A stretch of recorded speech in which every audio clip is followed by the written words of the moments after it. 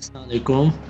مسجد فتح مسجد فتح مسجد شجرہ کے بالکل قریب ہے۔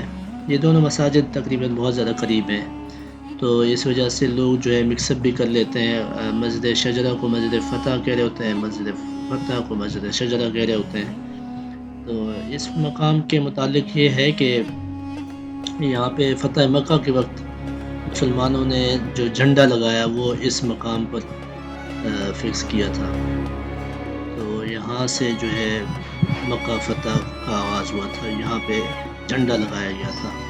یہ مسجد کے اندرونی مناظر ہیں، اور مسجد کی پرانی تصویر یہ ہے، یہ پرانی مسجد یہ تھی جس کو گرا کر پھر یہ چھوٹی نیو مسجد بنائی گئی ہے، یہ آپ دیکھ سکتے ہیں۔